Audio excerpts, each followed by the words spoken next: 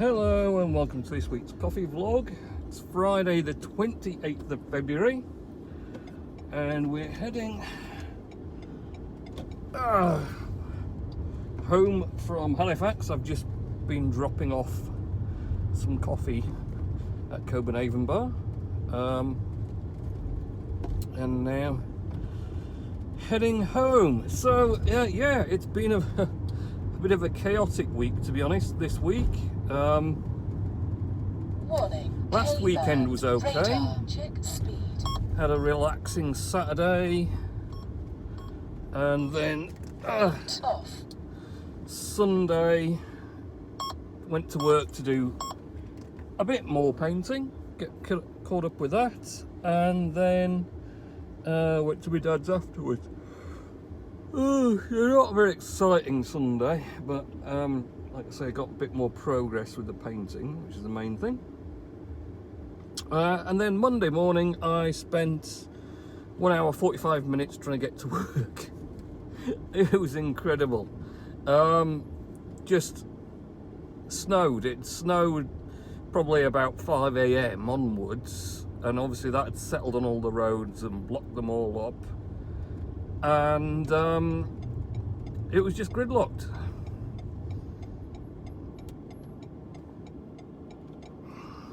So just crawled and crawled and crawled slowly along all the way. So I finally got there. So that was great. Other than that, busy day at work. Lots more coffee roasting to get on with and things, but obviously starting at late, arriving later than expected to. I mean, I set off at 7:30. I set off earlier to account for the snow, but I hadn't accounted for how bad it was really going to be. So Tuesday morning, set off early again because it was snowing. It started snowing. I mean, it all thawed on Monday again, but it started snowing, snow everywhere, and I'm like, because I went Monday downwards, which I don't normally do, to Stump Cross. So Tuesday I thought, I'm not going to make that mistake. I'm going to go Queensbury upwards, even though I never go upwards when it snows, because it's a bad idea. You're going higher in altitude and it's snowing. So snowing where you are and you go higher, there's going to just be more snow, obviously. So I tend to not do that, but because I'd taken so long on Monday, I thought, well, maybe I'll be better off going Queensbury way, like I normally go to work when there isn't any snow. So I tried that, and basically it got to the end of Cooper Lane, turned on to the road to Queensbury, and just stopped dead in a queue of traffic that progressed at not even a snail pace. It just didn't move. For literally, I let off at 7:30 again. I joined that road, and it must be only a quarter of a mile from there, maybe half a mile, to Queensbury Crossroads. From 7:30, I got to Queensbury Crossroads at 9:10. And there was nowhere else to turn off there realistically once I was on that road, other than maybe turn round. But going back the other way was worse because there's more uphills and I'd just be stuck with more problems. So I kind of stuck with it, hoping it would get quicker, and it didn't. And in the end, once I got to Queensbury Crossroads, I gave up and went round everyone still queuing to go straight on, and then turned left in front of them down to Shelf, and then rejoined Shelf and headed to Stump Cross, where I joined another massive queue for ages then. So from leaving at 7:30 on Tuesday, 2 hours and 10 minutes later at 10:20, I rocked up at work for a 5-mile journey. And yeah,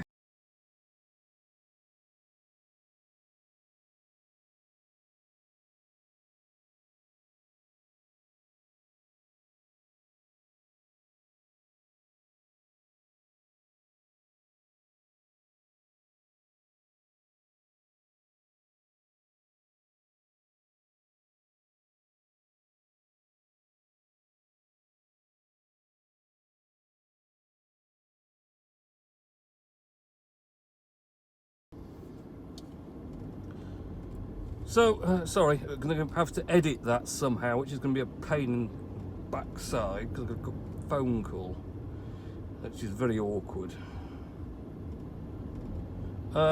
So Tuesday was a complete nightmare. Worst thing being, I got to work at 20 to 10, and I'd arranged for someone to come and talk about coffee machines and look at them at 10 o'clock.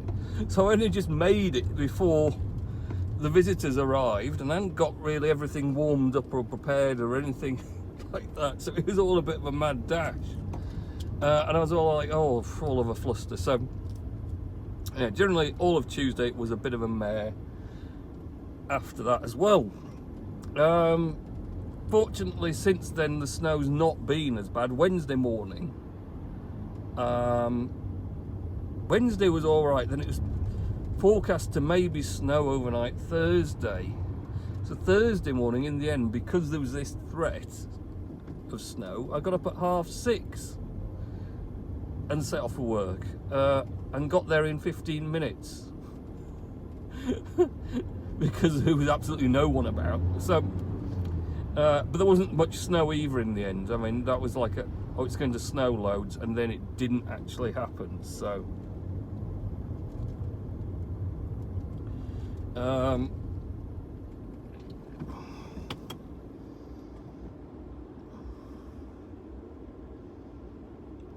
forgot what I was going to say now. So yeah, so Thursday I managed to make up some of the time that I'd missed because I got in early. But on the whole, it's just felt like a very unproductive week with all the messing about that's been going on. So what?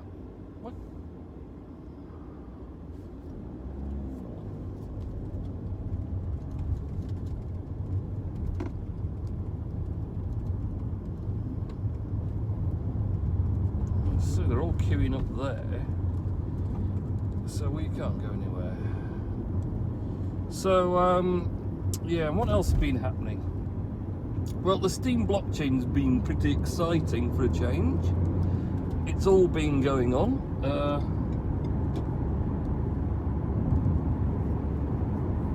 Because there was a whole thing about Steam Inc. being bought, not the blockchain. And then a whole malarkey about what could possibly happen with quite a large amount of Steam held by the Steam Inc. that was only supposed to be used for community purposes, but was there and could be used for other things. So in the end, it turns out there's been a software patch implemented that would effectively stop the accounts holding that community Steam from using it for anything, for voting witnesses and transferring it out and whatever else. So which has kind of led to quite a lot of argument and disagreements and all sorts from people, because some people think that it shouldn't have happened because it breaks the blockchain sort of ledger. Where are you going, you old numpty? Why is there so many cars around here? I don't understand it. Where is he going? Oh, I'm going to park down here instead. There's just like too many cars here for me. And we'll pick this up. I've got rid of my parcels. Now where's he going?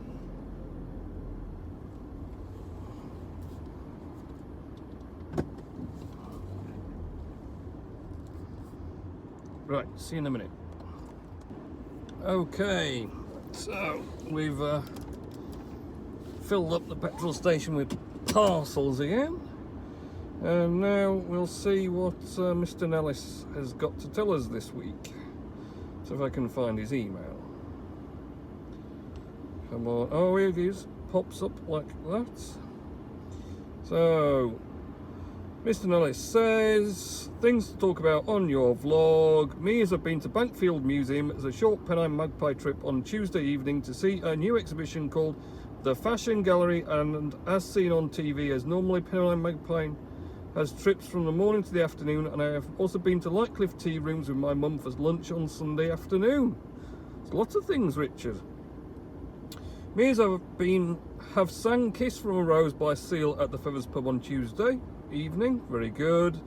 The century of cinema celebrated in Leicester Square with bronze statues featuring Gene Kelly, Mary Poppins, Laurel and Hardy, Mr. Bean, Paddington Bear and Bugs Bunny.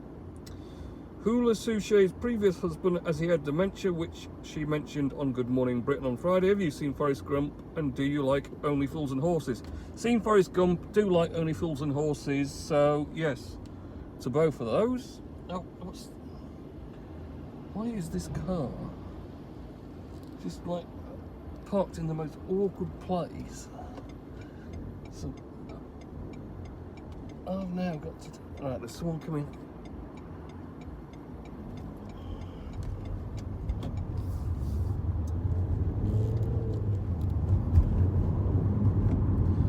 Great. On the road again. So, yes, Steam blockchain. So basically, the witness servers have had an optional update to block these actions. It's kind of recommended to take it because it kind of protects the blockchain from any nefarious actions. But like I say, it's been quite controversial because some people have pointed out quite clearly that when Steamy Inc. was purchased, you know, the money was paid for Steamy Inc. and its stuff, including this large amount of stake, and effectively by blocking the movement, use or anything else of it, it's kind of like stealing it. Which the counter arguments, of course, is, well, it was always promised it wouldn't be used for anything but community purposes by Steam Inc. and there was a lot of agreement between the top witnesses on the Steam blockchain, which didn't get purchased but could have got taken over and buy that stake if someone wanted to. So basically, yes, it's caused quite a lot of controversy.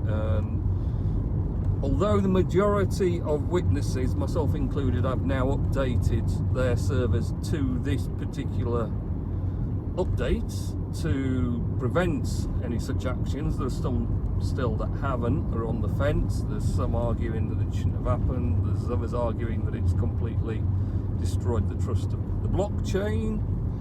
So, yeah, it's interesting. So I don't really know where it's going to go from here at the moment, because we've got this kind of like meeting on the 6th, which is supposed to be by Tron, and introducing what they're planning to do with Steam, or Steam It, because they don't own the Steam blockchain, of course, but obviously they want to involve the Steam blockchain in what they're doing. But yeah, it's just it's really confusing, and let's say there's so many different sides being thrown out either way by different people, and I'm kind of looking at it and thinking, well, you know, some people are saying this, some people are saying that, some people say it shouldn't have happened, others are sort of arguing about this, that and the other, and you're kind of like, well, I don't know. Warning, risk zone, speed limit, 30 miles per hour. I'm really kind of on the fence on it, because I don't know either. I mean, I can see the argument, say, against not doing it in the first place because it breaks the blockchain, because, you know, the trust of the blockchain should be indisputable. And, you know, the thing is, it's like, well, all right, if you can do it for one person, what's stopping you then saying, oh, well, someone else not keen on them, so think we'll patch them out and whatever else, which obviously wouldn't happen. But, you know, once you set a precedent like that, it kind of makes people think. The whole argument about stealing something that someone's legitimately bought one with the other, which no one knows what they were informed about or planned to do with it, and in such a way this was more preventing something being done before it could be, rather than trusting that it wouldn't be done. So And then there's the whole, well, you know, do you wait until someone takes over the Steam blockchain, Warning, strips everything out of it they possibly radar, can, check speed. and everyone that's put years of time, money, effort and everything else in loses out completely because of it, because that could happen as well. So, and there's many more back and forth about different things, and I'm like completely just like, well, I don't know. I'll go with the top 20 because they're the consensus, they're what everyone's voted in, or the biggest stakeholders have voted in and trust them. And if the majority of them, which they did, in fact, originally when it first came out, at least 18 of the 20 had adopted it, then, you know, that's the thing, that they're the leaders, they know what they're doing. And if they say we need to do this to protect the security of the blockchain, really, you know, you've got to say, well, fine, it's what you're saying, so we're going to go with you because you're kind of the guys that are running it, which they are. Now, what's going to happen in future, I don't know. I mean, it's a reversible action, so I mean, all it simply was a couple of flags set up to stop these particular accounts from performing any actions at the moment, and it can just be reversed back or anything else. So it doesn't actually make a massive change, you know, it's just there as a bit of protection. So we'll see what ends up happening in the future. I don't know, we might be alright, might not be alright, maybe it'll all sort itself out. Obviously the surge in crypto value that there was has taken a nosedive along with all cryptos, but pretty much every market's taken a nosedive at the moment, mostly because of the coronavirus.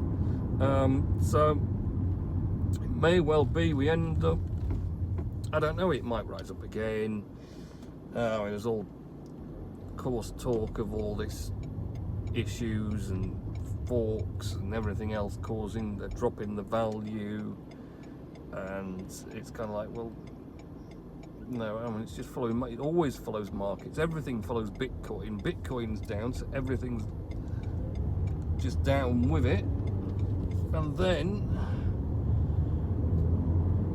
you know, the rest of the markets are in a pretty big dump at the moment because of the whole thing. Everyone, so much big business and small businesses saying that they're not going to reach targets because they've had reduced production, mostly because there's been a problem getting parts and components and everything else from China because of coronavirus.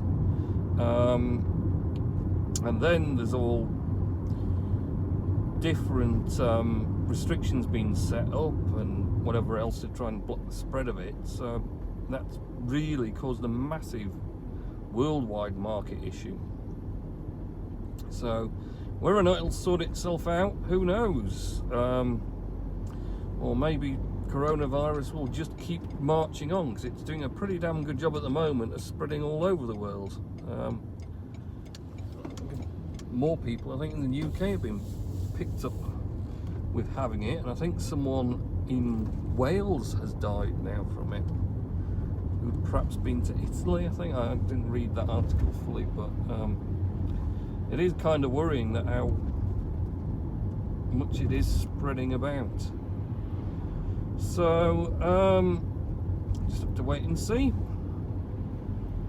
what happens.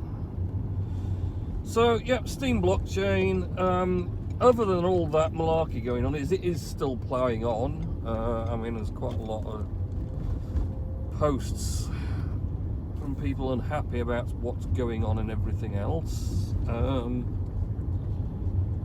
but generally there's just the usual general posting and getting on with stuff, and I think that's probably the best plan, really, not to worry so much about all the arguments and back and forth and whatever else, because it's not really getting anyone anywhere.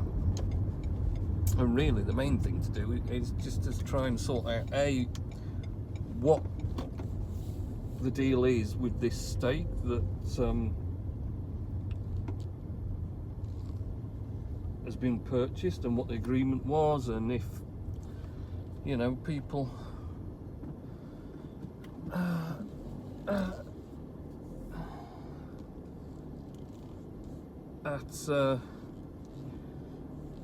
you know, if there was any intent actually to make any use of it or not, because we don't really know that one way or another.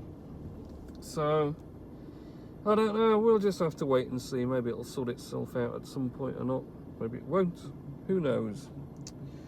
Well, have a good weekend and next week, and I'll catch you in next week's coffee vlog. Okay, see ya.